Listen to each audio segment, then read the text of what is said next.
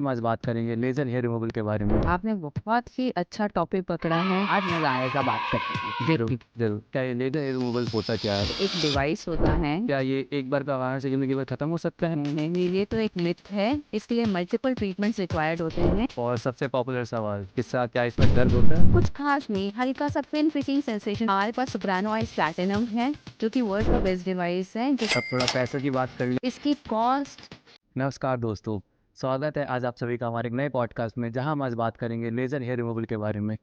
क्या ये दर्द देता है? क्या ये सेफ़ है? क्या इसे लड़कियां करवाती हैं? इन्हीं सभी चीज़ों का जवाब आज हमारे साथ बैठी हुई हमारी एक्सपर्ट डर्मेटोलॉजिस्ट डॉक्टर जिंदगी कौर देंगी। So welcome doctor. Thank you. आपने बहुत ही अच्छा टॉपिक पकड़ा है और मैं बहुत खुश हूँ कि आपने मुझे इस चीज़ का पार्ट बनाया और आज मज़ा आएगा बात करने में। ज़रूर, ज़रूर। डॉक्टर साहब, आप हमें सबसे पहले एक क्वेश्चन ये बताइए कि क्या ये लेज़र हेयर रिमूवल होता क्या है? देखो, लेज़र हेयर रिमूवल के लिए एक डिवाइस होता है जिसका काम है आपके ब्लैक सेल्स यानी कि मेलानिन को टारगेट करना, जिसकी वजह से हमारी रूट जो है वो कमज़ोर होती जाएगी और वो धीरे धीरे वो रूट जो है वो फॉल हो जाएगी और इससे हमारे बाल इवेंचुअली कम होते जाएंगे। क्या ये एक बार करवाने से ज़िंदगी भर ख़त्म हो सकता है या फिर इसे बार-बार करवाना पड़ेगा? नहीं, नहीं, नहीं, नहीं, ये तो एक मिथ है। इसके लिए मल्टीपल ट्रीटमेंट्स रिक्वायर्ड होते हैं। कम से कम भी 6 से 8 सेशंस रिक्वायर्ड होते हैं।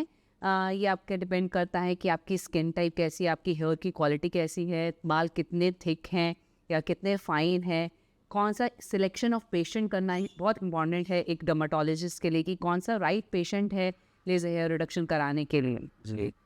क्या ये हर कोई करवा सकता है या फिर कोई स्पेसिफिक जेंडर या फिर कोई स्पेसिफिक स्किन वाले करवा सकते हैं? नहीं, नहीं, मेल, फीमेल, हालाँकि आप 16 इयर्स प्लस अगर हैं, तो लेज़र हेयर रिडक्शन आपके लिए टोटली सेफ़ है। डार्क स्किन, फेयर स्किन, कोई भी स्किन टाइप, आजकल की लेज़र हेयर रिडक्शन मशीन इतनी एडवांस हो चुकी है टेक्नोलॉजी कि इसमें हम डार्क स्किन पेशेंट को भी ईज़िली टारगेट कर सकते हैं। तो मतलब सिर्फ लड़कियों के लिए नहीं है ये? बिल्कुल सही, यानी कि अगर तुमने कराना हो, तो ये टोटली टोटली सेफ़ है आपके लिए भी। तो डॉक्टर, आप ये बताइए कि इसमें प्रोसेस क्या-क्या होता है? अगर हम क्लिनिक आएँगे, हमारी ऑडियंस जानना चाहेंगी कि इसमें क्या-क्या प्रोसेस होता है और कैसे-कैसे करवा सकते हैं? इसमें क्या करते हैं, सबसे पहला काम डॉक्टर से मिलेंगे, जी। यानी कि जो भी डर्मेटोलॉजिस्ट आपके पास बैठे हैं उनसे आप पहले मिलेंगे। वो आपकी स्किन को देखेंगे कि आपके कितने बाल हैं, क्या हेयर ग्रोथ है, उसकी डेंसिटी क्या है, उसकी थिकनेस क्या है, आपका कॉम्प्लेक्शन क्या है। ये सारी चीज़ें जानने के बाद, या आपको कोई और स्किन डिजीज़ तो नहीं है कि हमें क्या एहतियात बरतनी है आपका लेज़र हेयर रिडक्शन करने से पहले। उसके बाद आपका हेयर को हम शेव करेंगे, उसको फिर क्लीन करेंगे और उसके बाद यहाँ पर एक सूदिंग जेल लगाया जाता है, जो जेल के थ्रू ट्रांसडक्शन, जो आपका लेज़र हेयर रिडक्शन की जो शॉट्स हैं वो इजीली रूट तक पहुँच पाए। जी। फिर आपका लेज़र की जब हम शॉट्स देते हैं, थोड़ा सा हीटिंग या प्रिकिंग सेंसेशन फील होता है। उसके बाद आपको सनस्क्रीन लगा, क्लीन करके सनस्क्रीन लगा कर आपको भेज दिया जाता है। और सबसे पॉपुलर सवाल, किस्सा क्या इसमें दर्द होता है? कुछ खास नहीं, हल्का सा पिन प्रिकिंग सेंसेशन होगा। आजकल की मशीन्स बहुत एडवांस हैं, कूलिंग टेक्नोलॉजी की वजह से। हमारे पास सोप्रानो आइस प्लैटिनम है, जो कि वर्ल्ड का बेस्ट डिवाइस है, जिसके अंदर कुछ खास डिस्कम्फर्ट नहीं होता है। और ये सेफ़ है? डेफिनेटली डेफिनेटली वैक्स से कम पेन होता है। जी। और ये सेफ़ है क्या? मतलब स्किन बर्न वगैरह कुछ हो सकता है इसमें? एक बहुत बड़ा मिथ मेरे को सुनने को मिलता है कि मैडम, क्या लेज़र कराऊंगी तो कैंसर तो नहीं हो जाएगा, क्या मेरी स्किन काली तो नहीं पड़ जाएगी। खुद।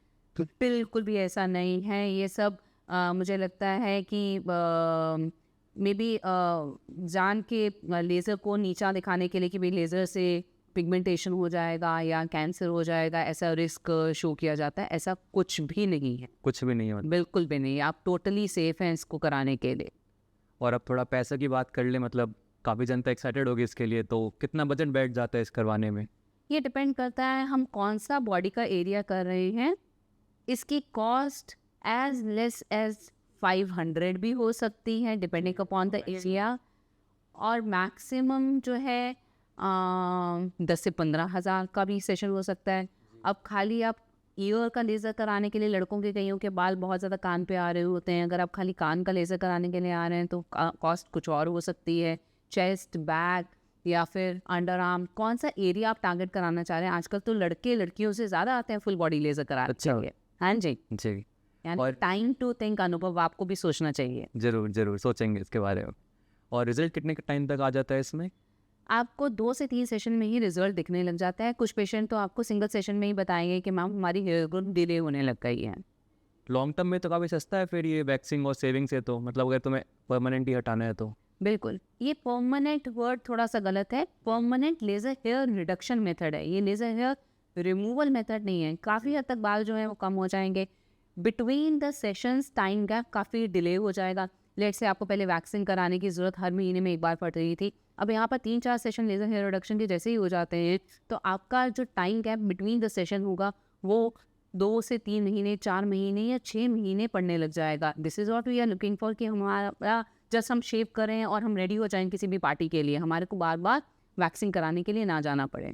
और आफ्टर केयर में हमें क्या क्या ध्यान रखना चाहिए? हमें मॉइस्चराइज़र लगाना होगा, सनस्क्रीन लगाना होगा, हो सकता है कोई सूदिंग जेल लगाना पड़े अगर आपको थोड़ा सा डिस्कम्फर्ट है या आपकी स्किन अगर सेंसिटिव है, otherwise sunscreen is good enough. Doctor, ये लेज़र की इफेक्टनेस किस किस चीज़ों पर डिपेंड करती है?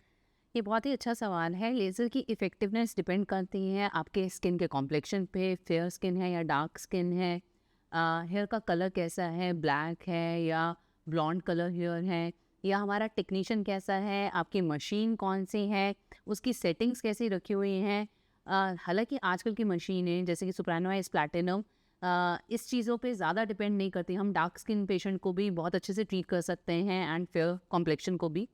आपका इफ़ेक्टिवनेस हार्मोन्स पे भी बहुत ज़्यादा डिपेंड करती है। ये डिपेंड करता है कि अगर आपको पीसीओडी इश्यूज़ तो नहीं है, हार्मोनल चेंजेस होने की वजह से बाल बहुत मोटे हो जाते हैं, उनमें नंबर ऑफ़ सेशंस भी ज़्यादा रिक्वायर्ड होते हैं। जहाँ हम नॉर्मल पेशेंट में 6 to 8 सेशंस बोलते हैं, यहाँ पर 8 to 10 या 10 to 12 सेशंस भी लग सकते हैं। डॉक्टर, किसी को एक्टिव एक्ने हो, स्कार्स हो या टैटू हो तो उसके ऊपर भी ये असर करेगा? अगर किसी पेशेंट के एक्ने स्कार्स हैं तो बहुत ज़्यादा फ़र्क नहीं पड़ता है, बट अगर किसी को एक्टिव एक्ने है तो वी जनरली से कि अभी सेशन को अवॉइड कर रहा हूँ, कई बार एक्ने स्टिमुलेट हो सकता है अगर उस टाइम पे फेस पे बहुत सारे एक्ने हैं। अगर किसी के टैटूज़ हैं तो we generally don't cover that area जहाँ पर टैटू है, क्योंकि पिगमेंट लेज़र आपके खाली ब्लैक सेल्स को टारगेट कर रहा है। बेसिकली हेयर का जो बल्ब है वो ब्लैक कलर का है, तो लेज़र वहाँ टारगेट करने की कोशिश करें तो हमें टैटू वाला एरिया कवर करना पड़ेगा to show you the result. हम टैटू वाले एरिया में लेज़र नहीं करेंगे, हम उसे वाइट माइक्रोपोर टेप से कवर कर देंगे and we will not do the laser on the tattoo areas. क्या लेज़र के बाद धूप में निकलना अलाउड है या फिर ये सेफ नहीं है? Ideally we should avoid sun exposure. हमें क्योंकि रिएक्शन हो सकता है, बर्न हो सकता है, क्योंकि स्किन थोड़ी सी सेंसिटिव है। वी एक्सपेक्ट कि आप फुल कवर्ड क्लोथ्स पहने या फिर अच्छे से सनस्क्रीन लगा कर निकलें। रादर ज़्यादा इंपॉर्टेंट क्वेश्चन ये रहेगा कि अगर मैं टैंड हूँ तो क्या लेज़र कराने के लिए आऊँ। अगर आप बीच एरिया में होकर आए हैं या आपको लगता है कि आपकी स्किन टैंड है और आपका कलर हल्का सा डार्कर लग रहा है, तो उस टाइम पे आपको लेज़र का सेशन अवॉइड करना चाहिए, उसे हफ्ता भर डिले करके आए, क्योंकि स्किन जो लेज़र है वो आपको 1 शेड डार्क काउंट करेगा, तो हमारे को जो सेटिंग्स हैं वो थोड़ा सा डाउन करके चलनी पड़ेंगी, तो हम उतनी एनर्जी नहीं दे पाएंगे जितनी एनर्जी हमें रिक्वायर्ड है। अगर किसी का हार्मोनल इम्बैलेंस हो, कि उसे पीसीओडी हो, तो उसमें इफेक्ट कर सकता है? नहीं, लेज़र का इफेक्ट तो उसमें भी आएगा जिसको पीसीओडी है। अगर रिक्वायर्ड होगा तो हम टेस्ट करेंगे, उसके हिसाब से उनको मेडिकेशंस देंगे। अगर कोई मेडिकेशंस नहीं रिक्वायर्ड है और हार्मोनल चेंजेस हैं तो उस केस में नंबर ऑफ सेशंस रिक्वायर्ड जो हैं वो ज़्यादा हो सकते हैं। डॉक्टर, क्या लेज़र के बाद मेकअप या डिओड्रेंट का यूज़ कर सकते हैं या फिर इसे अवॉइड करना होगा? देखो, आइडियली मेकअप को आपको थोड़ा 24 से 48 घंटे अवॉइड करेंगे तो ज़्यादा अच्छा होगा, और डिओड्रेंट तो बिल्कुल ही अवॉइड करना होगा for at least 48 hours. Doctor, summer या विंटर किस सीज़न में करवाना चाहिए लेज़र?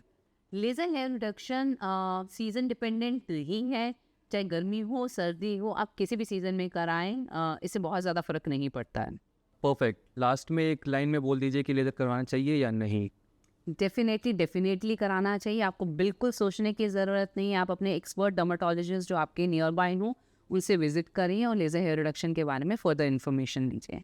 अगर आपको कुछ भी लगता है कि हमसे पूछना है तो you are most welcome, we are here to solve your query. और बहुत ही इन्फॉर्मेटिव सेशन था डॉक्टर, और मैं भी चाहूँगा कि मेरी बैक में और चेस्ट के लिए लेज़र, बियर्ड के लेज़र के लिए करवाऊँ। डेफिनेटली अनुभव, तुम्हारे को डिस्काउंट भी मिलेगा। जी, थैंक यू सो मच।